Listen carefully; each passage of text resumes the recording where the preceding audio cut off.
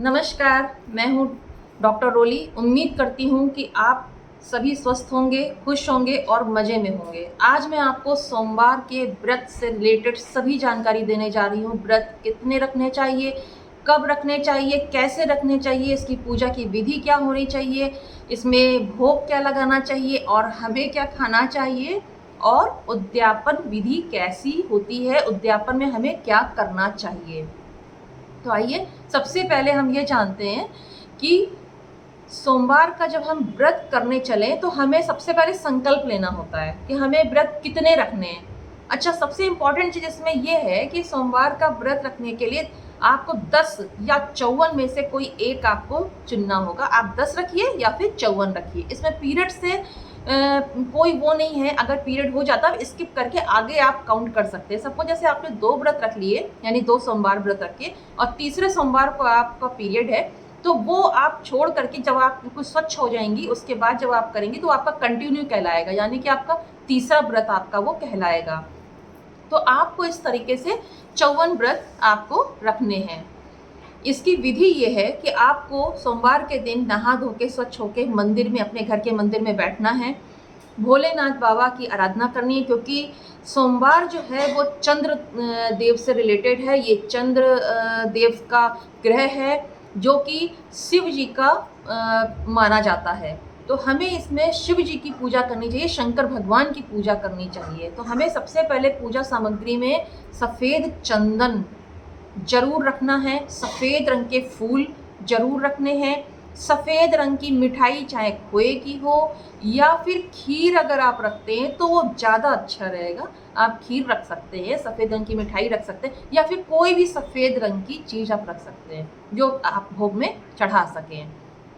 अब आपको करना ये कि संकल्प लेते समय हाथ में आप थोड़ा सा जल लेंगे, उसमें एक सफ़ेद जो फूल होगा वो रखेंगे, थोड़े से चावल रखेंगे और एक सिक्का रखेंगे और उसके बाद इस तरीके से हाथ ले करेंगे और आपको जो भी आपकी मनोकामना है वो आपको शिव भगवान को याद करते हुए अपनी मनोकामना बोलनी है। मनोकामना बोलते हुए वो जल जो है इस तरीके से धरती पे यानी ज़मीन पे आप छोड़ देंगे और उसके बाद आपको उसी संकल्प में ये मन्नत माननी है कि मैं 10 सोमवार या 54 सोमवार का व्रत रखूंगी, पूरी विधि विधान के साथ, पूरी श्रद्धा और विश्वास के साथ, और उद्यापन विधि मैं पूरी विधि पूर्वक करूंगी। आपको ये बोलना होगा। फिर आपने पूजा आराधना सब कुछ कर लिया। आपको चंद्रदेव का मंत्र भी आपको पढ़ना है, हो सके तो एक माला यानी कि 108 बार आपको मंत्र का जाप करना होगा। ओम सोमाय नमः, ओम सोम सोमाय नमः का आप जाप कर सकते हैं। अब आपको करना ये है कि जो भी आपने पूजा की विधि की है, जो भी आपने तैयारियां की हैं, ये सारी चीज़ें आपने पूजा वगैरह कर ली है, लेकिन आपको उस दिन नमक नहीं खाना है। आपको रात के टाइम पे खाना खाना है और वो भी मीठा और सफ़ेद रंग का। जैसे सफ़ेद आपने साबूदाना खा लिया, सफ़ेद रंग की आपने साबूदाने की खीर बना ली है, सफ़ेद रंग की आपने मिठाई खाई है, खीर खा लीजिए। सब ये समा के चावल की जो खीर बनती है आप वो खा सकते हैं, मखाना खा सकते हैं, गरी खा सकते हैं, कोकोनट, ये सब आप खा सकते हैं। सोमवार का व्रत रखने का जो फ़ायदा है वो ये है, जिन लोगों की शादी नहीं हो रही है उनके लिए ये बहुत अच्छा व्रत माना जाता है।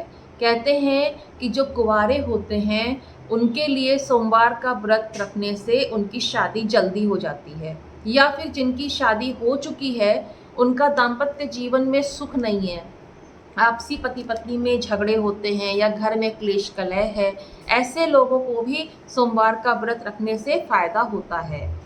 सोमवार का व्रत उन लोगों के लिए बहुत फलदायक होता है जो मानसिक तौर से परेशान हैं या फिर मानसिक तौर से बीमार रहते हैं।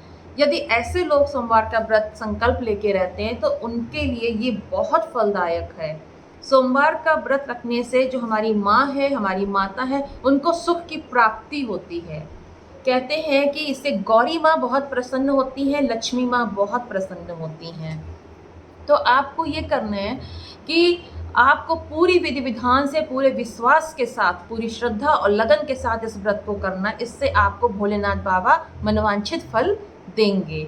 अच्छा, ये व्रत आपको कब शुरू करना है ये मैं आपको बता देती हूँ कि जब आप इसको शुरू करें तो सावन का जो महीना होगा, आप उस सोमवार से आप शुरू कर सकते हैं। नहीं तो आप कार्तिक का महीना, चैत्र का महीना, वैशाख का महीना या मार्गशीर्ष का महीना या श्रावण का महीना, इन सभी में किसी में भी आप इसको पहला जो सोमवार होगा इसमें आप कर सकते हैं। इन सभी महीनों के जो शुक्ल पक्ष का जो पहला सोमवार होगा उसमें आपको करना होगा ये। या फिर हर महीने की जो अमावस्या आती है, अमावस्या जैसे खत्म होगी तो अगले दिन से शुक्ल पक्ष स्टार्ट हो जाता है, तो शुक्ल पक्ष के बाद जो आपका पहला सोमवार पड़ेगा आप उसमें ये कर सकते हैं। अब आपको भोग आपने लगा दिया, ठीक है। अब आपने करना ये है कि आपको इसका कौन सा मतलब उद्यापन कैसे करें और इसके जो उद्यापन करने के जो नियम हैं वो क्या करें। सपोज़ आपने जैसे कि 54 या 10 सब कर लिए हैं व्रत, तो आपको आखिरी दिन जो आपका आखिरी सोमवार होगा उसी प्रकार से विधि विधान पूर्वक आपको व्रत रखना है, पूजा करनी है। हो सके तो घर में पंडित जी को बुलाइए और समिधा की लकड़ियाँ आती है, समिधा आती है, या फिर आम की लकड़ी का हवन कराना है आपको। और हवन के साथ साथ आपको सफ़ेद रंग की चीज़ें, जैसे पंडित जी को आपको सफ़ेद वस्त्र देने हैं, साथ में आपको उनको फल फूल मिठाई सफ़ेद रंग की ये सब देना है। और उस दिन आपको 6 कुंवारी कन्याओं को भोजन कराना है। सफ़ेद रंग का कर दीजिए तो बहुत अच्छा है, उस दिन सफ़ेद रंग की चीज़ों का दान करिए, सफ़ेद वस्त्र भी आप दान कर सकते हैं। लेकिन छोटी कन्याओं को आपको 6 कन्याओं को आपको भोजन कराना है और दान करना है। आप ऐसा करिए, आपको बहुत अच्छा रिज़ल्ट आएगा। सोमवार का व्रत करने से हमारी सारी मानसिक परेशानियां दूर हो जाती हैं, हमको सुख समृद्धि और धन की प्राप्ति होती है। इसको हम करने के बाद अगर चाहें तो फिर से हम इसको स्टार्ट कर सकते हैं, फिर से शुरू कर सकते हैं। आप थोड़ा सा बीच में गैप करके आप फिर से इसको शुरू कर सकते हैं। और इसमें एक इस बात का ज़रूर ध्यान रखिएगा कि सोमवार के दिन आप रात को चंद्र देवता को, चांदी का गिलास है तो बहुत अच्छा है, नहीं है तो कोई बात नहीं है, आप किसी भी गिलास में या लोटे में आप जल भरिए और चंद्र देवता को जल जरूर अर्पण करिए। और उस जल को अर्पण करने से पहले आप जल देखेंगे और उसमें अपनी जो भी मनोकामना है उसको प्रेजेंट में आप बोलेंगे कि ये काम हमारा हो चुका है या हो रहा है। ऐसा बोलते हुए वो जल आपको चंद्र देवता को अर्पण कर देना है। आप ऐसा यदि प्रतिदिन करते हैं तो बहुत अच्छा, ये उन लोगों के लिए स्पेशली है जिनका चंद्रमा बहुत कमज़ोर है, ये उन लोगों के लिए स्पेशली ज़्यादा अच्छा रहेगा। तो और नहीं तो फिर आप हर प्रतिदिन आप सोमवार के दिन आप ज़रूर करके देखिए ऐसा, इसका फल आपको बहुत अच्छा मिलेगा। नमस्कार।